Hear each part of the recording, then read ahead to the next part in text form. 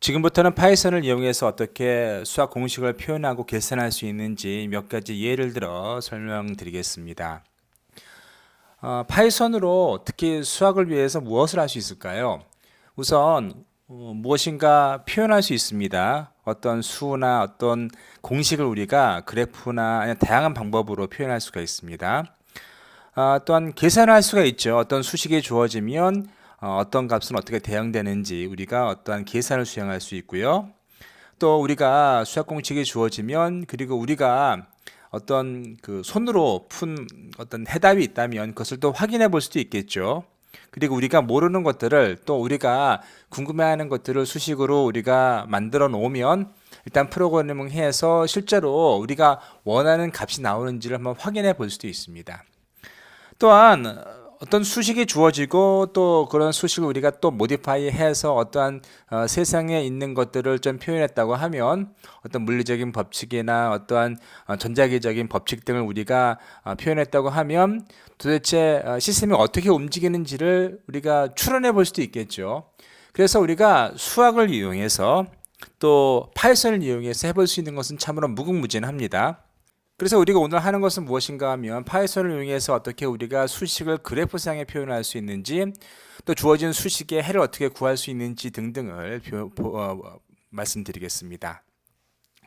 우선 우리가 만약에 그래프상에서 어떤 수식을 표현한다면 어떻게 프로그래밍 할 수 있을까요? 우선 일체 방정식을 그 파이썬으로 어떻게 표현하는지를 살펴보겠습니다. 파이썬에서는 매플란 라이브를 통해 그래프를 손쉽게 그릴 수 있습니다.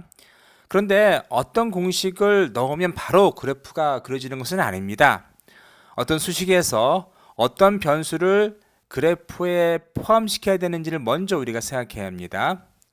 2차원 그래프를 이용해서 우리가 표현할 수 있는 변수의 상관관계는 기껏해야 두 개이지요. 다시 말해서 두 개의 변수를 표현할 수가 있습니다. 물론 다른 방식으로 2차원에서 두 개보다 더 큰, 더 많은 변수를 표현할 수 있지만 오늘은 그런 것까지는 생각하지 않겠습니다. 우선 이 2차 방정식을 한번 고려해 보시죠. 이 2차 방정식은 x와 y로 구성이 되어 있죠. 따라서 아주 손쉽게 2차원 그래프를 표현할 수 있습니다. 일단 이 그래프에 포함시킬 변수가 정해졌으면 그 변수를 리스트 타입으로 만들어야 합니다. 이런 식으로 리스트 타입으로 만들어야 되고요. 그 다음에 그 리스트 안에 들어갈 모든 값들 우리가 그래프상에서 표현하고 싶은 어떤 바운더리를 정해서 그 바운더리 내에 x 값과 y 값을 모두 결정해 줘야 합니다. 이 그래프에서 보시는 것처럼 우리는 지금 현재 x에 들어갈 변수를 1부터 0부터 100까지만 한정 지어서 표현하고 있죠. 그래서 레인지 100 하면 이 i에 들어가는 숫자가 0부터 100 사이죠. 그리고 우리가 x에는 일단은 0부터 x에는 0부터 1, 2, 3, 4 이런 식으로 들어가겠죠. 그래서 99까지 이렇게 채워질 겁니다. 그 다음에 우리가 해야 되는 일은 무엇인가 하면 이제 y값을 정해서 y리스트에 그 x의 인덱스, 대응되는 인덱스에 맞게 정해주는 것입니다. 그래서 어떻게 하는가 하면 y에 무엇인가를 append 집어넣죠. 무엇을 보는가 하면 x값, 여기에 x값이 사실 i죠. 이 수식에 맞게 2분의 1을 i, 사실은 x죠. x를 나누고 다시 2를 더해서 다시 말해서 이 수식을 그대로 여기 코딩을 합니다. 그 결과값을 어디에 집어넣는가? y에 집어넣게 됩니다. 그러면 어떻게 되는가 하면 y에는 당연히 0이 들어갈 땐 0이겠죠. 그 다음에 그 1이 들어가면은 2와 2분의 1입니다. 다시 말해서 이것은 뭔가 하면 2.5가 되는 것이고요. 그리고 2가 들어가면 어떻게 되죠? 2가 들어가면은 3이 되는 것이죠. 그리고 3.5 그 다음에 6이 되는 것이고요. 이런 식으로 쭉 y에 채워줄 겁니다. 그 채워진 거를 실제로 어떻게 하는가 하면 요 pyplot.plot을 통해서 표현하는 것이죠. pyplot.plot에는 무엇이 들어가는가 하면 자, x와 y의 리스트를 그대로 집어넣습니다. 그 다음에 마지막으로 pyplot.show를 누르시면 요 그래프가 그려지게 됩니다. 그래서 실제로 어떻게 들어가는지를 이제 주피터를 통해서 좀 보여드리면 다음과 같습니다. 우선 매플란 라이브를 패키지에서 불러오죠. 그리고 매플란 라이브에 있는 요 pyplot이라는 어떤 함수를 사용할 것입니다. 어떤 메소드를 사용할 것이에요. 앞서 설명드렸던 것처럼 x와 y를 우리가 플롯에 표현할 것이기 때문에 x와 y를 빈 리스트로 초기화시킵니다. 그리고 x가 0부터 99까지 우리가 표현할 것이기 때문에 지금 x축이 그렇죠. 그래서 이게 레인지를 100으로 놓죠. 그래서 레인지에서는 i에 0부터 99까지 숫자를 하나하나 대입할 겁니다. 자, 그 수를 x에 하나하나씩 집어넣는 거죠. 이 리스트에 집어넣는 것이죠. 그 다음에 이 y에는 x에 대응되는 인덱스 자리에 무엇이 들어가는가 하면은 자, 요 수식값, 즉 y는 2분의 1 x 더하기 2 요것이 그대로 인코딩 됩니다. 그 다음에 이제 이것을 실행시키고 pyplot 요 xy는 자, x와 y를 서로 대응시키는 그런 함수가 되겠고요. 자, pyplot show를 이렇게 여러분께서 인코딩 하셔서 실행을 시키시면 아래와 같은 그런 그래프가 만들어집니다. 그래서 주피터에서는 요 런을 실행시키시면 되겠고요. 자, 주피터에서는 여러 줄이 뭐 각각마다 실행될 수 있습니다. 지금은 요 in3이 되어 있죠. 자, 이것을 따로 실행시킨다고 하면 셀에서 run 셀을 하시면 이것이 이렇게 실행이 됩니다. 그래서 우리가 지금 원하는 요 y는 2분의 1 x 플러스 2의 그 그래프를 한번 그려봤습니다. 비슷한 방식으로 우리가 y는 x제곱 요것 역시 그래프로 그려볼 수 있겠죠. 자, 우리가 지금부터는 y는 x의 제곱 요것을 한번 그려보겠습니다. 우선 x.clear 그리고 y.clear는 우리가 앞서 1차 방정식을 계산할 때 x에 뭘 채우고 또 y에 뭘 채웠기 때문에 그 리스트를 초기화하는 것입니다. 그래서 앞서 우리가 사용한 x equal list 그리고 y equal list를 그대로 사용하시겠습니다. 이번에는 우리가 x를 0부터 99까지 하는 것이 아니라 마이너스 100부터 99까지 한번 표현해 보겠습니다.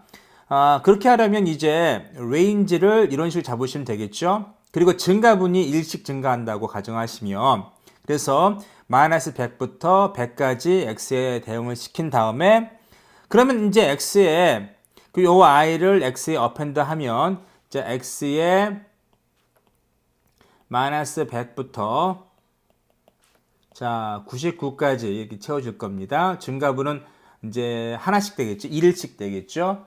그리고 y에는 무엇을 집어넣는가 하면 그 x에다가 x에다가 제곱한 값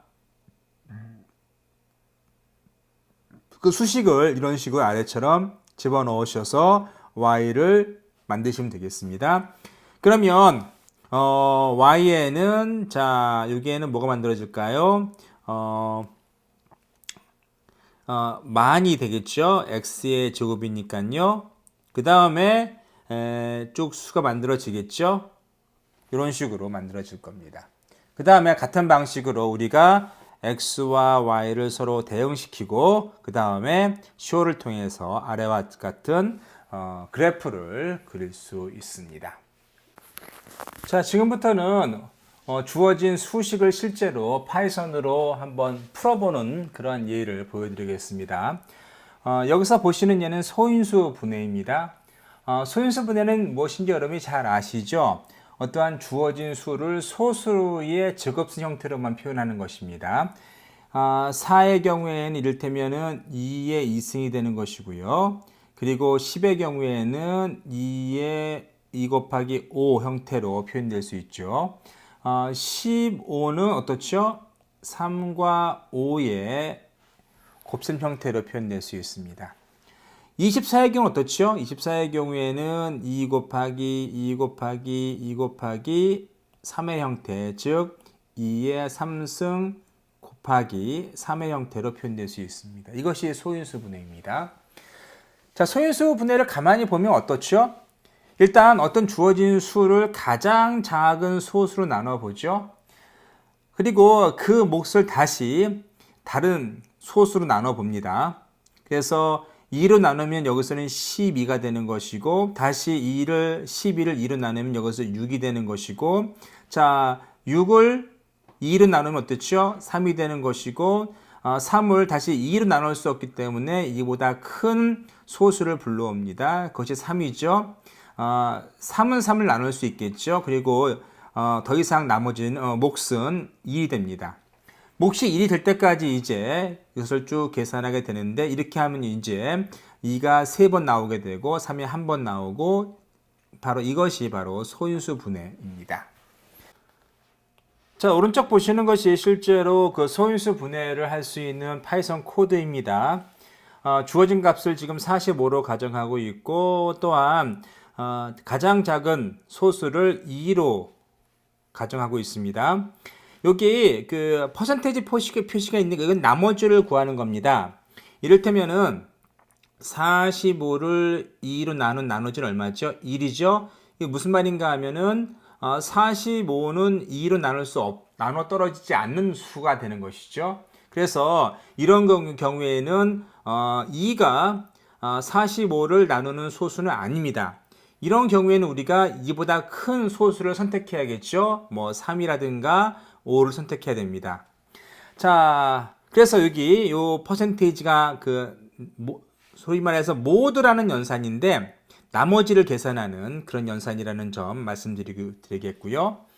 자, 언제까지 이 while문이 도는가 하면은 x가 그 d보다 작을 때까지, 다시 말해서 바꿔 말하자면은 어느 순간인가 d가 x보다 커지면 이 while문을 빠져나오게 되겠습니다. 자, 무엇을 검사하는가 하면 우선 x 모드 d 해가지고 x가, 자, d가 x를 나누어 떨어지게 할 수 있느냐를 판가름하죠. 판가름할 수 있으면, 여기서 나누어 떨어질 수 있으면 그것이 소수이기 때문에, 그 수를 나눌 수 있는 소수이기 때문에 프린트를 하고, 그리고 다시 어떻게 하는가 하면 실제 나눕니다. 나눈 몫을 여기 x에 저장을 하죠. 그 다음에 어떻게 하는가 하면은 만약에 나눠 떨어지지 않으면 수를 하나 증가시킵니다. 그래서 이 다음이 뭐죠? 3이 되겠죠. 3이 되는 것이고요. 이런 식으로 해서, 자, 소수를 하나하나 찾아가면서, 그리고 그것을 가지고 주어진 수를 나누어 떨어지는지 확인해 보고, 나누어 떨어지면 이제 출력을 하게 되겠고, 나누어 떨어지지 않으면 다른 숫자를 집어넣게 됩니다. 그런다면 결과는 아래와 같습니다. 잘 나왔죠? 그래서 45를 소인수 분해하면 3 곱하기 3 곱하기 5가 됐습니다. 그런데 여러분이 생각해 보셔야 되는 것이 무엇인가 하면, 우선 이는 40을 나눌 수가 없기 때문에 하나 증가한다고 가정해 보시죠. 그래서 3이 되죠. 자, 3 나누기 45 하면은 3 나누기 45 하게 되면 15죠. 10을 다시 3으로 나누면 얘는 다시 5입니다. 자, 그 다음에, 자, 3으로 더 이상 5를 나눌 수 없기 때문에 여기서 1을 증가시켜서 4가 되죠.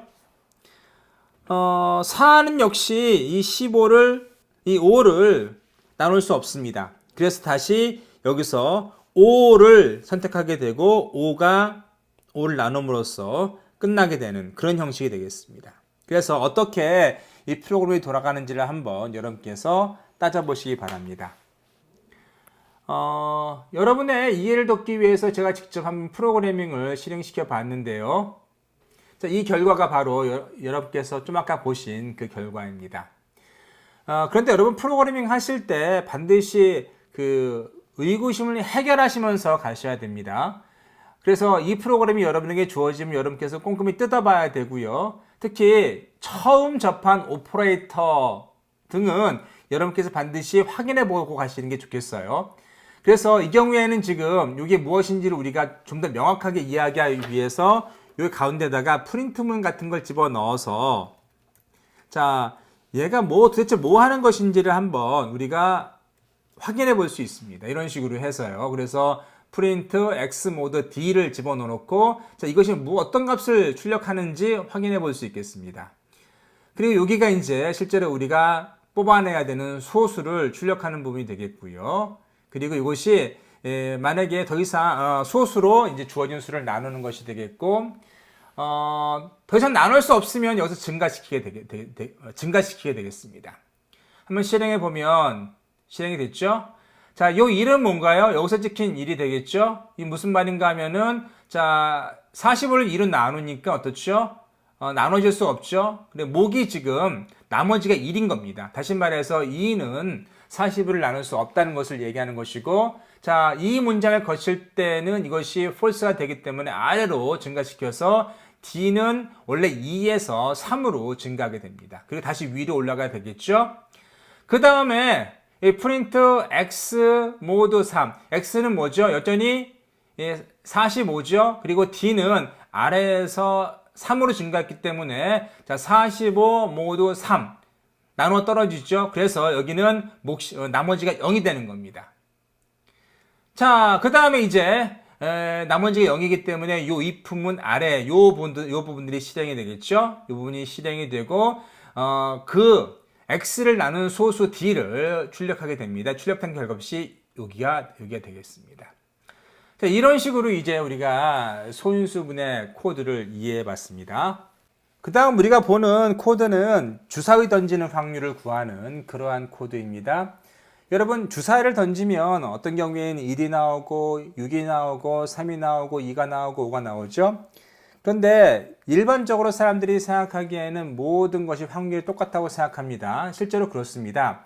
근데 여러분께서 실제 던져보시면 어떤 경우에는 1이 더 많이 나오는 경우도 있고 3이 더 많이 나오는 경우도 있겠죠.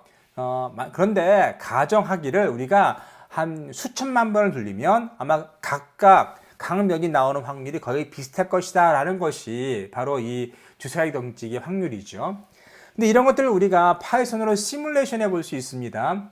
이를테면 각 주사위를 던지는 조건이 항상 같다고 가정을 할 때 각 면이 나올 확률이 얼마냐, 경우의 수가 얼마냐라는 것이죠.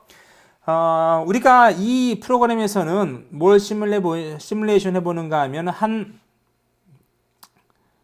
1000만 번 주사위를 던진다고 가정을 하는 것이죠. 근데 여기 E1이나 E2, E3, E4, E5, E6는 무엇을 가리키는가 하면은 우리가 1000만 번을 던졌을 때 1이 몇 번 나온다. 혹은 2가 몇 번 나온다. 3이 몇 번 나온다라는 겁니다. 그걸 세는 것이죠. 그래서 우리가 실제로 1000만 번을 돌립니다. 이 포러블스 돌리고요. 특히 우리 시뮬레이션 하기 위해서 이렇게 어떤 랜덤 함수를 사용해서 자, 1부터 6가 사이에 나오는 경우의 수를 하나씩 골라냅니다. 랜덤하게 골라내는 것이죠. 그래서 처음에는 1이 나올 수도 있겠고 2가 나올 수도 있겠고 이런 식으로 무작위로 숫자를 골라내는 겁니다. 자, 골라낸 수가 만약에 1이면은 이 1을 플러스 시키고요. 만약에 나온 수가 2면은 이제 E2를 플러스 시키는 거죠. 그래서 이런 것들을 한 1000만 번 쭉 계산해 본 다음에 각각의 경우의 수, 확률을 좀 계산해 보면 알아보겠습니다. 그래서 토탈이 지금 1000만 번이죠. 1000만 번인데 1000만 분의 2가 나온 숫자, 그리고 토탈 1000만 번 중에 2가 나온 숫자를 쭉 계산해 보면 각각이 얼마나 나오는지를 우리가 계산해 볼 수 있습니다. 그래서 우리가 실제로 한번 돌려보면 아래와 같을 수 있습니다. 지금 이 위에서 보시는 코드는 앞에서 설명드린 그런 코드고요. 실제로 위에 런을 시켜서 실행해 보면 아래와 같이 결과가 나옵니다. 지금 1000만 번 돌리기 때문에 굉장히 시간이 좀 걸립니다. 여러분께서 좋은 성능의 컴퓨터를 가졌다고 그러면 더 빨리 걸리겠지만 어쨌든 1000만 번 정도 돌리면은 굉장히 시간이 걸릴 수 있습니다. 그래서 지금 시행되는 것은 따로 보여드리지 않겠고요. 결과만 보여드리는데요.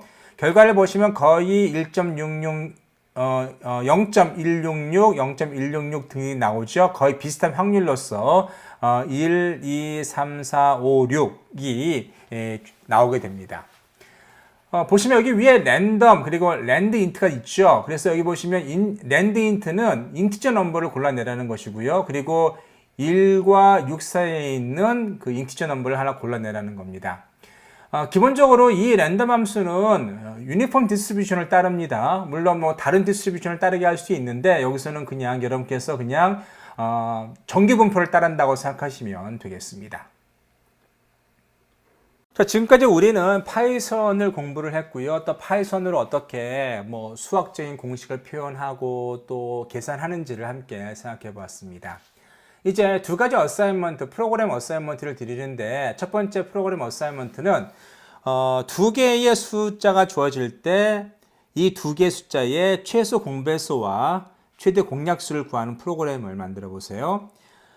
이 프로그램의 점수는 총 15점인데 우선 두 개만을 받아들여서 계산한다고 하면 10점을 드리겠고요. 그리고 두 개가 아닌 n개의 숫자, 그러니까 임의계의 숫자를 받아들여서 계산할 수 있는 함수를 만드신다고 하면 15점을 드리겠습니다. 여러분 역시 주피터를 만드셔야 되고요. 각 라인마다 설명을 붙이셔야 됩니다. 그래서 왜 그 라인이 필요한지 또 이 라인에서 어떠한 오퍼레이터가 왜 수행되는지를 기술하셔야만 올바른 점수를 받으실 수 있습니다. 자, 두 번째 어사이먼트는 근해 공식을 이용한 2차 방정식의 해를 구하는 것입니다. 여러분 근해 공식은 잘 아시죠? 그래서 그냥 근해 공식을 일단 여러분께서 인코딩 하신 다음에 2차 방정식이 주어지면 그것의 해를 구하는 겁니다. 그래서 2차 방정식의 해를 여러분께서 이 프로그램을 통해서 구할 수 있게 하시면 되겠고요.